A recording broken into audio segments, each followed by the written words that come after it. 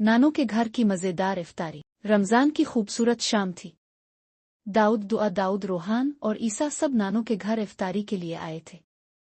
पूरा घर मज़ेदार खानों की खुशबू से महक रहा था और उनके छोटे छोटे कजिन अपनी दादों के पास बैठे थे। जैसे ही बच्चे नानों के घर दाखिल हुए, शहाब खुशी से दौड़ता हुआ आया और सब बच्चों से मिला।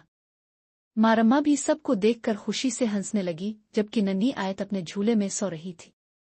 सब बच्चे नानों और मामानियों से मिले और नानों के पास बैठ गए। नानो सब बच्चों को देखकर बहुत खुश हो रही थी। इफ्तारी की तैयारी। किचन में अम्मा मामी और छोटी मामी इफ्तारी की तैयारी में मसरूफ थीं। मामानियां खस्ता समोसे और करारी फराइज तुल रही थीं, जिनकी खुशबू पूरे घर में फैल चुकी थी। कितने मज़ेदार लग रहे हैं, दुआ ने खुश होकर कहा। बस थोड़ा इंतजार कर लो, इफ्तारी के बाद मिलेंगे, मामी ने मुस्कुराते हुए जवाब दिया। शरारतें और मज़े। इफ्तारी से कुछ देर पहले अरसलान मामू और अब्दुल्ला मामू भी आ गए। वो हमेशा बच्चों के साथ शरारतें करते थे और आज भी कुछ नया सोच रहे थे। देखो भाई, जो सबसे पहले समोसा खत्म करेगा इसे इनाम मिलेगा, अरसलान मामू ने शरारत से कहा। ये तो हम जीतेंगे, दाऊद और दुआ ने जोश से कहा। और हम फराइज खाएंगे, रोहान और ईसा ने मज़े से कहा। लेकिन शर्त यह है कि खजूर से रोज़ा खोलना होगा, फिर पानी पीना है, इसके बाद जो सबसे पहले खाएगा वो जीत जाएगा, अब्दुल्ला मामू ने हंसते हुए कहा। सब बच्चे खुशी से चिल्ला उठे, जबकि नन्ही मारम्मा सब की तरफ देख रही थी, जैसे वो भी समझ रही हो कि कुछ दिलचस्प होने वाला है। इफ्तार का वक्त। अजान होते ही सब ने बिस्मिल्लाह पढ़कर खजूर से रोज़ा खोला।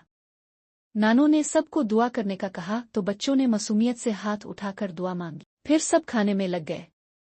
दुआ और दाऊद को मामानिया के हाथ के बने छोटे समोसे बेहद पसंद आए। वो मज़े ले लेकर खाने लगे।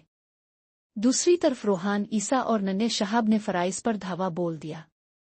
सबसे प्यारा मंजर मारम्मा का था, जो अपने नन्हे हाथों से फराइज खा रही थी और सब की तरफ देख रही थी। इसी दौरान अरसलान मामू ने शहाब की प्लेट से एक फराइज उठाकर खाने की कोशिश की तो शहाब ने फौरन अपनी प्लेट खींच ली और मासूमियत से बोला, ये मेरी है। फिर अरसलान मामू ने मजीद शरारत करते हुए ईसा की प्लेट से एक फराइज चुपके से उठा लिया। जब ईसा ने अपनी प्लेट देखी तो हैरान होकर बोला, अरे मेरी फराइज कहाँ गई? मामू ने मासूम बनकर कहा, शायद फराइज खुद ही भाग गई। सब बच्चे हंसने लगे और ईसा ने मामू को पकड़ने की कोशिश की, लेकिन वो भाग गए।